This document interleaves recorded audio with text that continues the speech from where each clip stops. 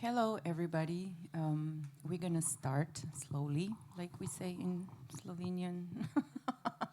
Počasi začeti.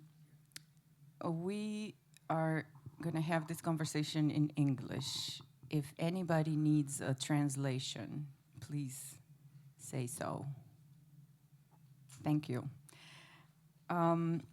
This conversation was announced that Jason Olaine from the Lincoln Center, Jazz at Lincoln Center, will moderate. But unfortunately, he fell a little bit under the weather today. So I took it, and my responsibility is that. And I'm also very happy because I wanted to lead it in the first place. Because Soweto was actually very inspiring. We didn't know each other or anything, but I was like listening to his music, and one of his songs particularly inspired me when I was still a journalist for the national newspaper Delo, and that song is The Jazz Planet, where he introduces an idea of how it would be if the jazz ruled the world, and we would listen to bass solos during our office time. And the most eminent or elite social event would be jam session and such. And parents would be really happy, thrilled yeah. if a daughter would bring a jazz musician to her house, to their house. What are you doing with that doctor? Yeah. Yeah, exactly. Exactly.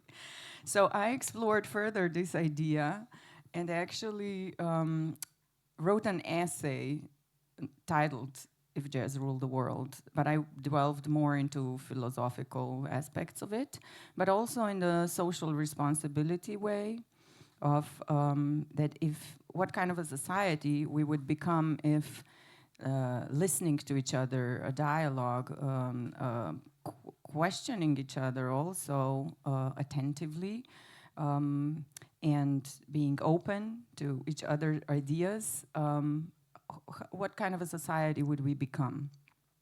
That's what I explored. So anyhow, yeah, that's a huge honor to have you here. Thank you. My pleasure.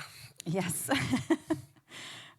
So in the beginning, actually, I was thinking that in your case, nomen est omen, in a way. The Latin saying says, like, you got determined by your name, even, because you can explain why you were named and after Soweto uprising. Well, you've opened a huge can of worms there. This is, in terms of spiritual thread that runs through jazz, something I've just been discovering all the way throughout my life. But in direct answer to your question, my name is Soweto Kinch. It's my government name. My mother says while she was pregnant, she heard a voice and told her to give me that name. So all very spiritual and kind of cosmic, you know. But directly, I was born 2 years after the uprising in Soweto of my namesake, where, if you don't know, the police opened fire and murdered Hector Peterson and a number of other school children who were all protesting against Bantu education. What was Bantu education?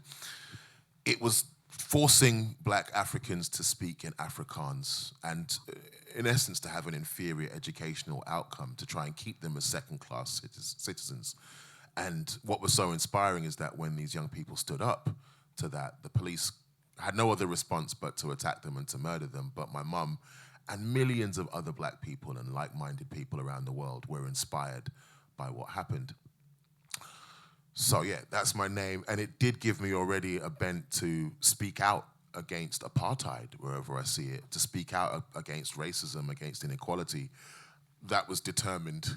You know, even if I wasn't going to be a jazz musician, I grew up in an atmosphere. So even though I had the name, all the anti-apartheid activity was massive in England, where I'm from, during the 1980s, boycotting certain foods and banks and institutions.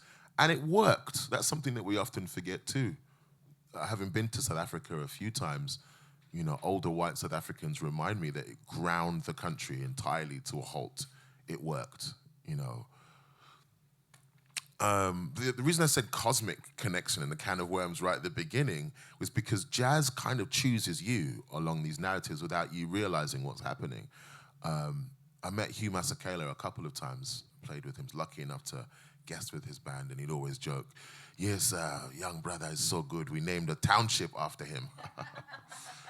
But crucially, he always had this avuncular embracing, like, and yeah, you're part of the family. You know, I met all the musicians in the band and felt nothing but acceptance. Interestingly, after he passed, I was in New Orleans recording a documentary and noticed on every street corner, all these New Orleans brass bands were playing Grazing for Grasslands, which is Hugh Masekela's probably most iconic work. And thought to myself, I wonder how many people in Louisiana know, right here in NOLA, know that they're playing the music of a South African man in Johannesburg who's just passed away. But then crucially, Hugh Masekela was given his first trumpet by Louis Armstrong. So this guy had left New Orleans and seen a talented, or he didn't even see him, he heard the rumor that there was this talented young African trumpeter and he wanted to encourage him so much. So it's almost as though there was an awareness in the ether, in the cosmos, that this is important. It's important that a young man called Hugh Masekela needs to be given a trumpet, needs to be brought into this global community of jazz. And without saying it, you know, all the times when I've met my heroes in jazz, not in hip hop, in jazz, Courtney Pine, Sonny Rollins, Max Roach, particularly Max Roach, there's been this sense of an elder, an uncle saying, I know you, and you know me, we're family. And it's quite diffuse, it's hard to define, but at the same time, it makes perfect sense if you realize how I got my name, and as I said, it's sometimes cosmic, these things choose you. You actually touched the very theme I picked for this year's festival, which is exactly this lineage and, you know, passing the knowledge from one generation to another. Also, maybe not just you know, the words of wisdom, of course, and the music itself, but also traumas, generational traumas, or just like the tribulations that some generation has to go through in order to the next one to be free or whatever that means. But when do you think that you developed that sense of responsibility towards that it was like installed in you by somebody? Maybe, I don't know, when you met Wynton Marsalis? Yeah, there were several encounters like that where I'd say from the earliest, again, from my name, from my father being a Pan-Africanist, a writer, a playwright, very concerned with heritage and tradition and inheritance and lineage, all those things you mentioned. But yeah, I met Wynton Marsalis when I was 13 years old, and quickly just said, yeah, man, you sound good, but you should go to the root of the music. And I was left pondering that for another 9 years until I saw him the next time. Every time I meet him, he hits me with some kind of profound philosophical aphorism. In my early 20s, he said, figure out how you feel to be alive and play like that. I still haven't worked out what you know, right? Yeah, but it's something so much deeper than F sharp or a bebop scale or a couple of licks, you know. And so once you start to wrap your head around the fully immersive demands of jazz, then it starts to be a challenge, a responsibility, but also liberating, you know. So yeah, I felt that responsibility quite early on because, let me keep it a buck, too, I couldn't speak to my ancestors verbally. I couldn't speak Yoruba or whatever tongue that my African ancestors who were taken from Africa to the Caribbean would have spoken. Drums were banned, you know, at certain points in the Caribbean, but our music, our songs were the only way of retaining some dignity, some humanity, and some of our cosmology, some of our spirituality. And so we are custodians of that. It's something I don't take lightly. It's not just, as I said, you know, G flat and a couple of pentatonic scales. This is encoded memory, encoded ancestry through sound. So it's something that, yeah, I carry, but also is liberating, is empowering for me as well. Yeah, it's a DNA, actually. Yeah. Like Yeah, and it's not, I don't want to say that in an exclusionary way. Like, anybody can enter into the humanity that the music puts out there. But I have a very personal connection to the people that created this music for obvious reasons. Is that why you also decided to study history or modern history? Well, it makes out that I've got very, predetermined intellect. Like, I'm going to be a jazz musician, so I should probably study history. I didn't know I was going to, be a musician. I just chanced upon a subject which allowed me to debate, which I love doing, talking, without too much technical jargon. And could tell stories and could kind of formulate a way of thinking, which history enabled me to do. A long while afterwards, I realized the process of becoming a jazz musician is something akin to writing history essays. You collect your source material, you hopefully let it, infiltrate into your psyche in some way, and then you start to assemble your own arguments. You start to assemble your own essays and your own ways of putting things together. That's not just plagiarism, that's really looked down upon in the music for obvious reasons. Again, like, you have to by osmosis, let the music really enter into your psyche and your spirit and then produce something yourself. I can't think of many other genres that do that have that kind of weight of responsibility encoded into the music. Yeah, and very early on, you became a part also of a community called Tomorrow's Warriors. Tell us something more about it, because probably not many people know that movement, even in the UK. Yeah. It's well, very if you don't, then important. I'm sure you know the offshoots, you know the fruit of the Tomorrow's Warriors, and before them, the Jazz Warriors.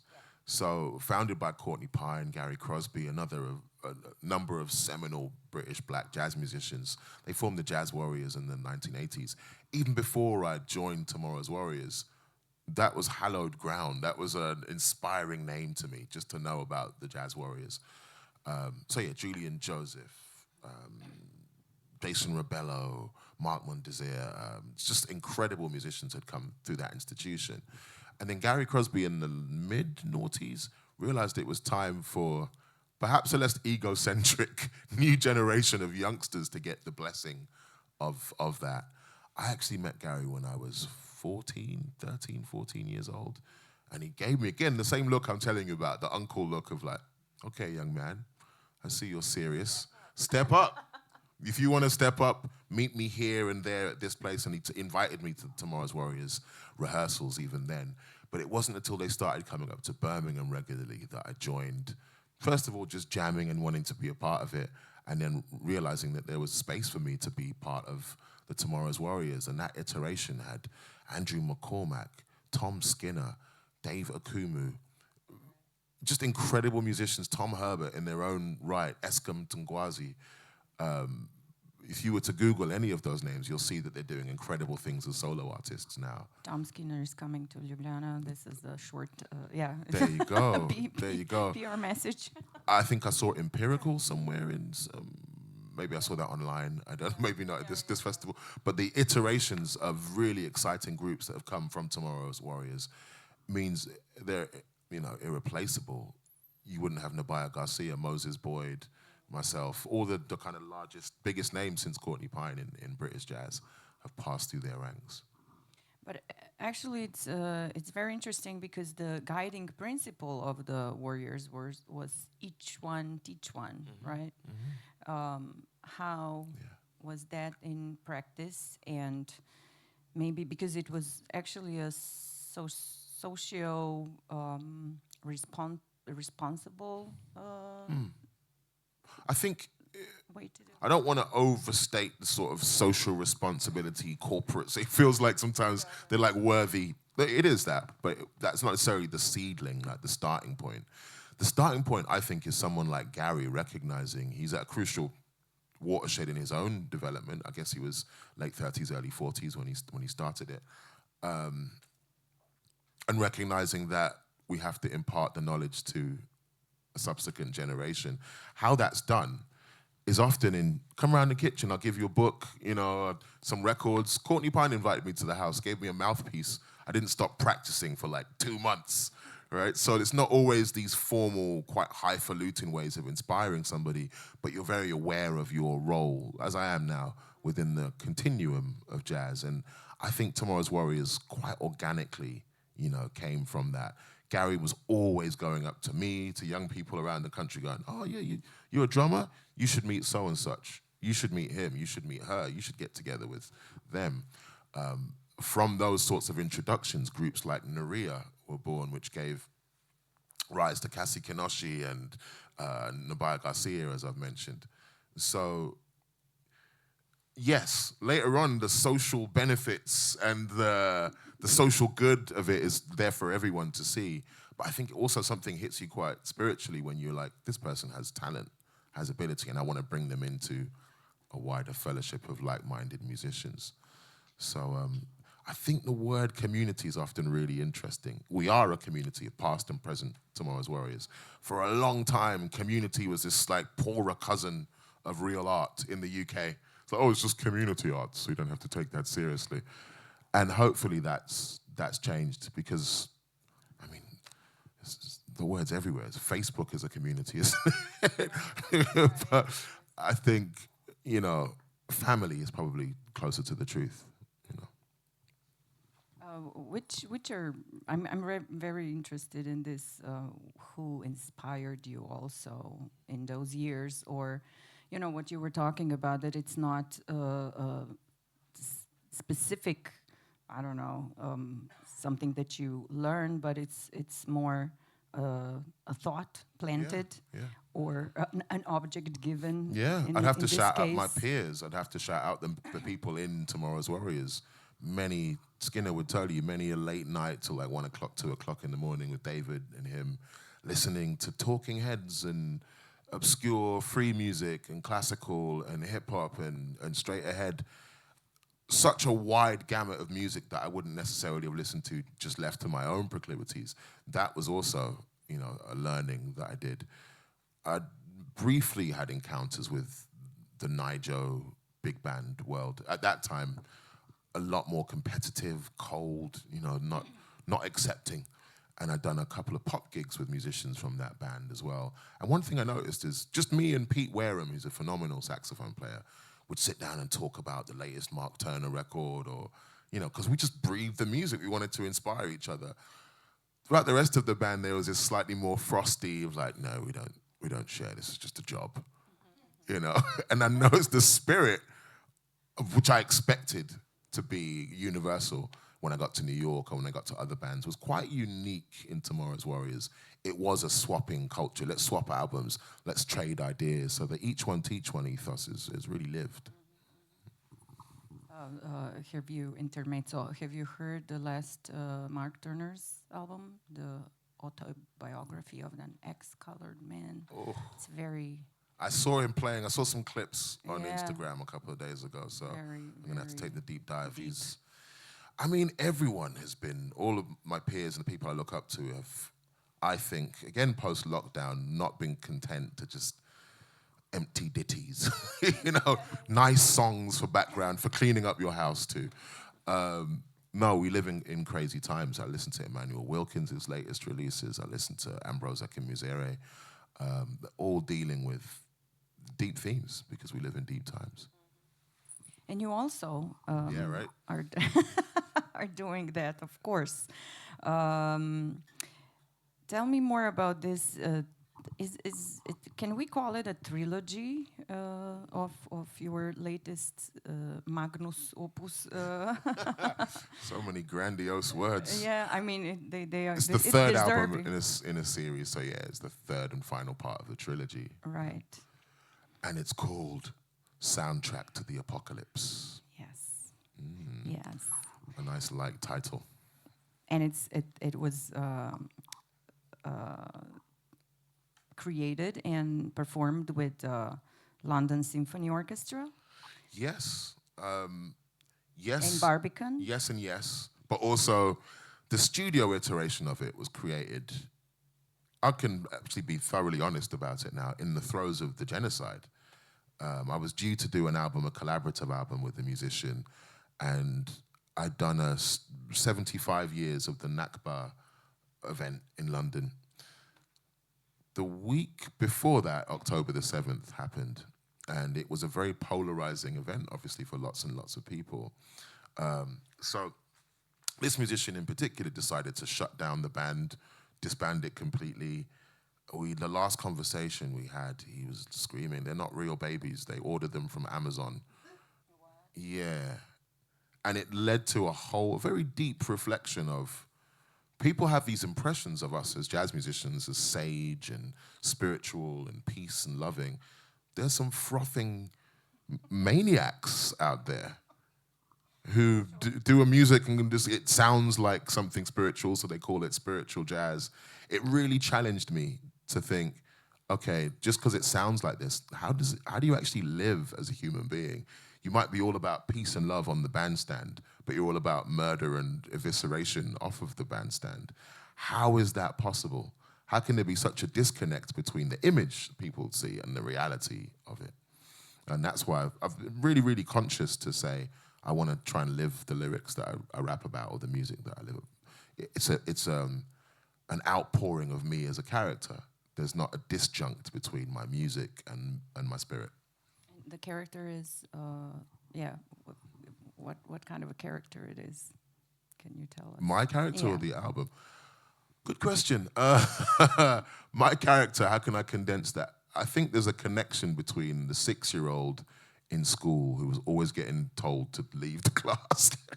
Not because I was dumb or, didn't do my schoolwork. I was quite, I applied myself as a student.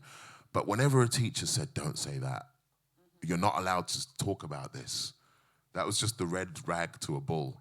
The minute you're like, don't say that, I just couldn't. It's just something in me that's like, I've got to say that thing.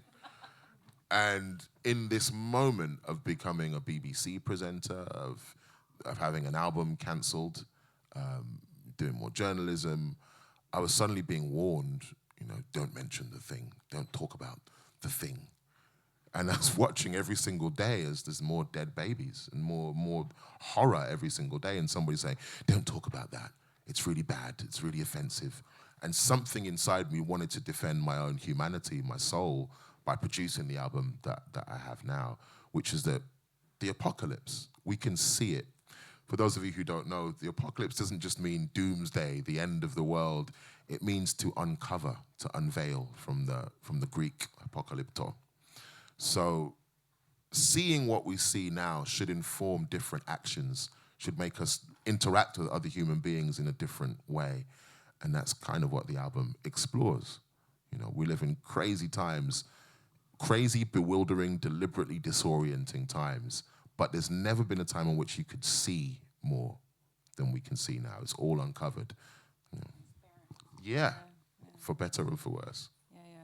They're not even ashamed of it or hiding it. That's the crux. I mean, we're probably not that dissimilar in age. And for the longest time of my life, the office of US president, or any prime minister, or any kind of national leader, was something greeted with sagacity and solemnity, and people sound educated and they use words. And this is the first time in my life you've got a US president just cursing, just swearing, just ranting.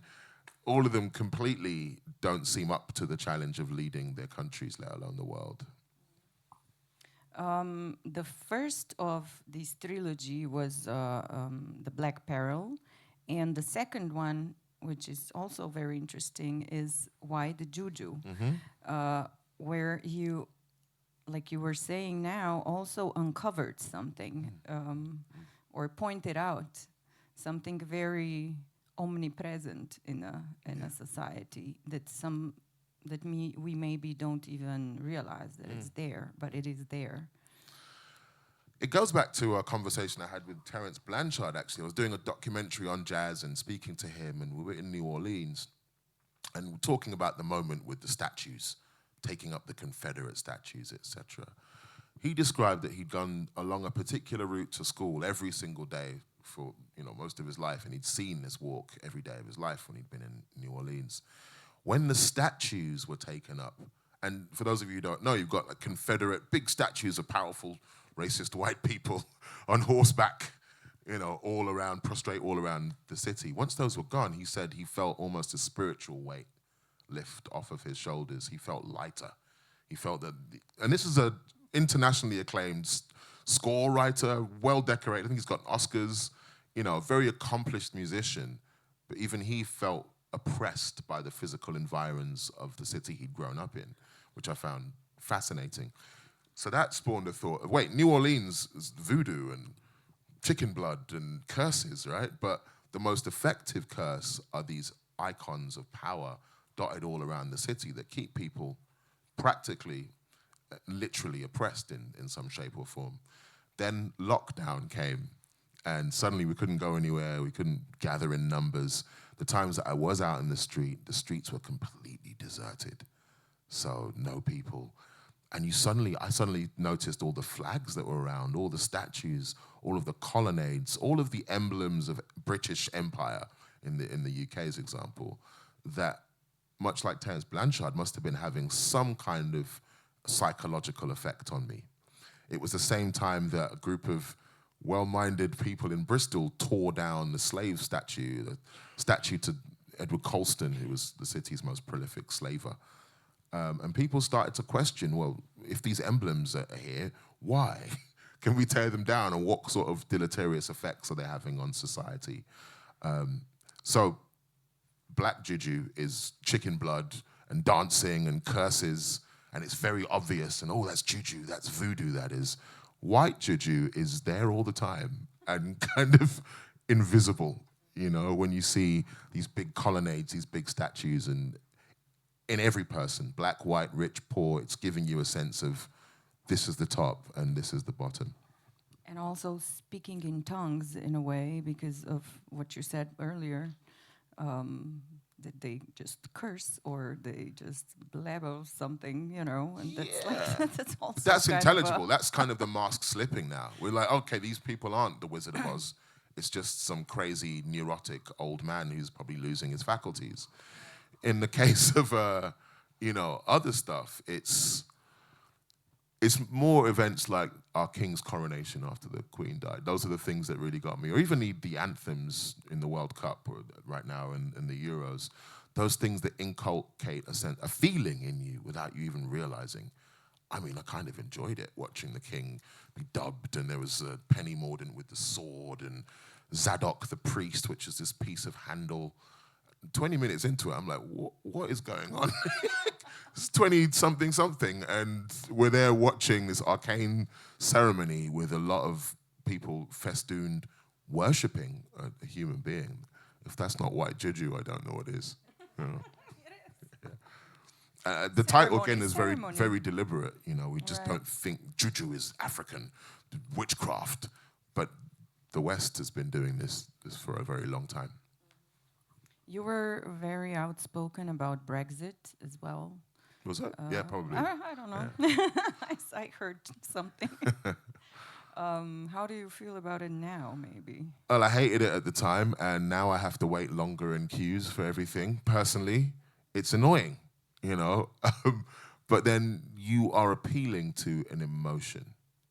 You're appealing to a sentiment in people. I've got friends who from Italy, studying in Germany, and they can't get their medication currently because of a bureaucratic glitch. And these things happen, that's the EU, right? But increasingly, it's like, well, what is the point of these institutions? And the AfD and other parties in Germany and right across Europe will start using the same rhetoric as Nigel Farage to try and explain a phenomenon that's we really should explain. I remember traveling to Lithuania 20 years ago, and it looked incredibly Lithuanian. Traveling here 20 years ago, and it wasn't quite as developed. I played the festival, it was very developed, but yet it looked different. It looked Slovenian. Portugal, all these places I've returned to, and they have an H&M, they have a Starbucks. That's not Hisham and Mohammed and Ade from Nigeria ruining the country. That's the free market, taking everything of local national identity and reducing it to a brand, making people feel displaced. And it's very difficult to argue against capitalist forces. It's difficult to go, hey, you, free market, let me, but you can see a Muslim walking down the street. You can see someone who's different, and that's the reason for the venom, for the ire, because it's easy to identify them. Yeah, you can jump in if you have some. Of course, we have a microphone. Any questions so far? Thoughts?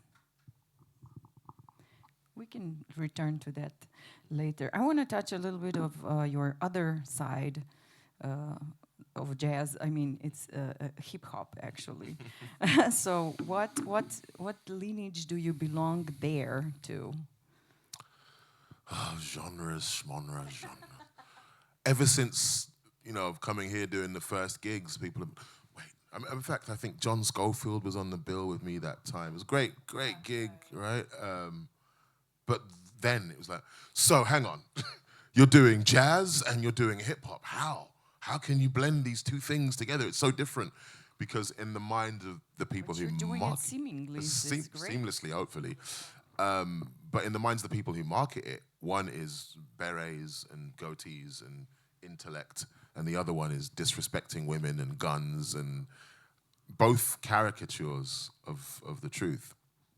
For me, I grew up very influenced by Jamaican sound system culture, by black music in general, and was encouraged to see the continuities between. I think of my relationship with jazz and hip hop as like someone telling me I can't play the saxophone, I can only rap, would be like, you have to choose which arm you're going to amputate. You can't have left and right. It's ridiculous. I find it, their voices, they're tools for me to articulate things that are specific. So hip hop will allow me to name something lyrically. Jazz will allow me to encompass a feeling that you can't put into words. And there are times in which I need both. I need both tools, and I need neither at different points as well, because I want an audience to make their own deductions, and I don't want to be too specific about what I want them to feel. So yeah, because the industry itself has its own straitjacket and likes to sell and put things in boxes, I've often railed against it. It goes back to what we started. It's colonialism, actually. That'd be too heavy. The whole history of taxonomy and putting things into boxes goes back to Carl von Linnaeus. If you can order people like butterflies and put them in boxes, they're easy to control. The problem is they don't actually have any relationship to the truth. If you were to go back to the 1930s, you'll hear Cab Calloway rapping. You'll hear Don Redman rapping on a track that I love to play, Shaking the African. You'll hear in the 80s, 90s, and up to current day, obviously, many hip-hop artists producing stuff akin to jazz, improvising, Yeah, that's what I meant, actually. And there is a sort of very strong responsibility in that when you sample something from either jazz or soul music or something like that, right? Yeah, strong responsibility. I mean, there hasn't always been. I was talking with Gary Bartz the other week, which was great, big fan, and interviewing him for our radio show and asking him directly how he feels about the hip-hop generation. Because I think at the beginning, there probably were just people taking the records, not knowing, what it's worth. But a song like Butter, produced by Tribe Called Quest, which samples Gary Bartz, would have been responsible for some healthy royalty checks as well. I'm sure he's very happy with that part of it. And he, in his middle age and now, as an elder, has really embraced hip-hop and embraced younger musicians as, the potential to do some great collaborations with. So, yeah, huge. You're also doing radio shows. What are you try to get your audience that their takeaways from those shows? Oof, that's deep. If I can bring people into the world of jazz, it's more than just the music and the notes. There should be a spirit of possibility, of creativity. If I can give them a modicum of that feeling of strangers being together, not knowing what we're going to produce, and that element of surprise, of invention, of we don't know what's around the corner, but it's going to be good. That's what I want to impart, people with.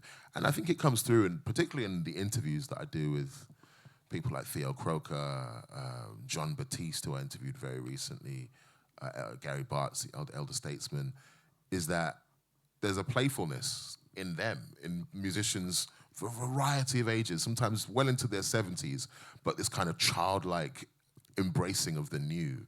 And I hope that is something that changes people's perceptions of themselves and of the music.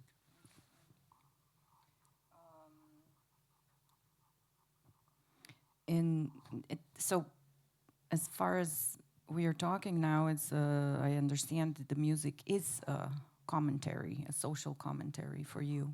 You understand it this way, and creating dialogue with communities. Yeah, I think I'd add catharsis to that as well, because as a hip hop head, I'm always trying to encapsulate what the room's thinking, but everyone's too scared to say. Where's the collective consciousness at any given moment? And how can I channel that? How can I articulate that, put that into words or into music?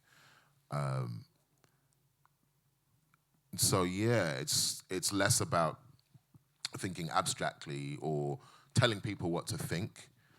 And especially in the case of Soundtrack to the Apocalypse, yes, sometimes I'm directly addressing the issues, but often I want to channel a feeling, this feeling of frustration that I know I'm not the only person that's felt it. If you've scrolled down your screen and seen horror upon horror, murder, massacre, and then switched on the news and no one's talking about it, there's something jarring about that, and you want that truth reflected elsewhere. You want to go, oh, okay, I'm not the only person who thought that, the only person who felt that. And so I feel that the very important purpose of my music is to ungaslight people.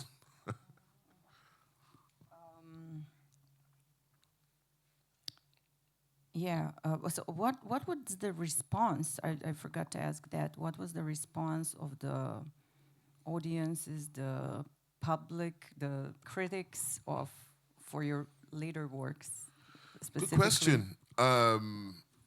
In the performance of it, there's still a while to go before I think the orchestral album really hits the public consciousness.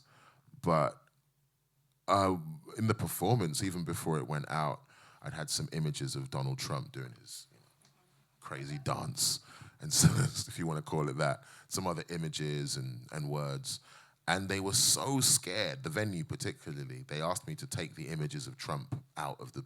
I don't know what they thought, that Trump was going to watch and cancel the performance, call in from Washington. This is not right. But it's made me aware that there is such fear, and when we did finally go through with some and make some edits, the response from the audience again reminded me why I'm doing it. Because so much of what we're thinking, feeling, perhaps uniquely in this specific moment, so much of what we're thinking and feeling as a collective is not reflected in the mainstream. I can't speak for Slovenia, but in the UK, we wake up to nearly 40-degree heat. We need to talk about climate change, surely.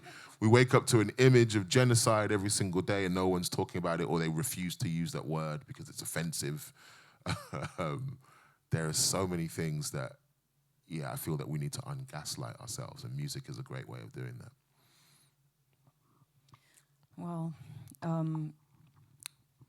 does anybody have anything to add, ask? Please, yeah. I don't need the mic. You do, because we're recording. Oh, I don't. No, I just want to know, are both your parents South African? Neither. Neither? All right. Yes, I'm sorry. Okay, because you said your father had a Pan-African... Yes. Yeah. But they're both West Indian. So my mother was actually born in London and her mother's Jamaican, and then my father's from Barbados. Gotcha.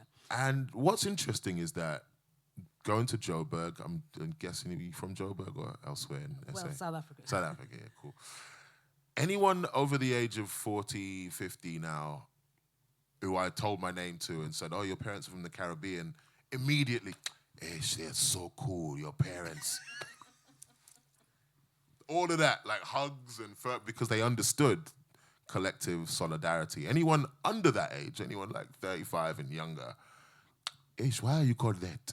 You might as well be called Finsbury Park or something. They can't work out why anyone would want to be called this tiny little township. That in itself is an interesting observation, because I think the strands, the threads of Pan-Africanism didn't need explaining 30, 40 years ago. If you saw Fela Kuti in California with James Brown, you knew what time it was. If you saw Bob Marley hanging out in South Africa with Hugh Masekela or Lucky Dube, you knew what the consciousness was. It didn't need explaining. I think there's so much misinformation, diaspora wars and noise online that we often have to remind ourselves that we're family. Family amongst black people, and then family amongst all the humans on the planet. It feels really a constant effort to remind ourselves that that's what we are. Thank you. The next question is, you talked about your cancelled album. Did I? Yeah, you did.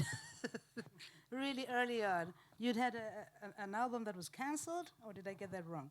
Sorry if I implied it was cancelled. The latest album has maybe met with some responses, or the music or the lyrical content may have, but it's not been cancelled. I think what I meant was a project with a particular musician that was scheduled to happen. And it just so happens he's a Zionist. So I was the only Gentile in the group, 2 Zionist Jews and an anti-Zionist Jewish brother in New York and myself. And I thought this was a great opportunity to make music together, irrespective, to work through these differences and to recognize our humanity. He thought, I can't be on a bandstand with anybody that recognizes Palestinian solidarity. So it was an interesting watershed moment, but that could have been left there.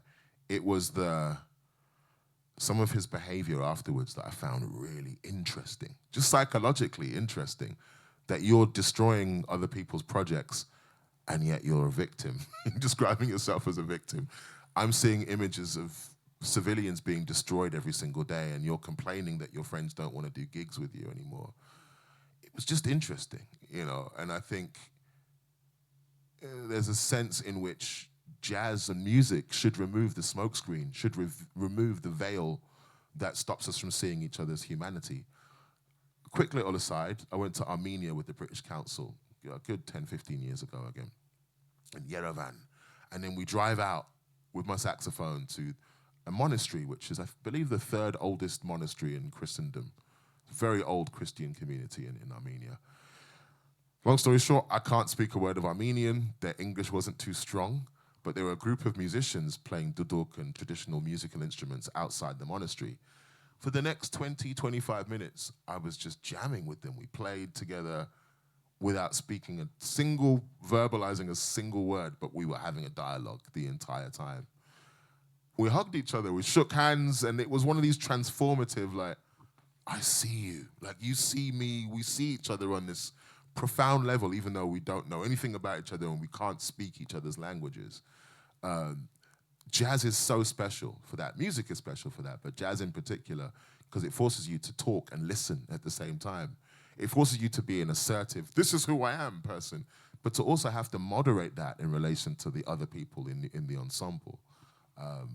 So, yeah, going back to the thing, the project was cancelled, but the album was birthed as a result of that cancellation.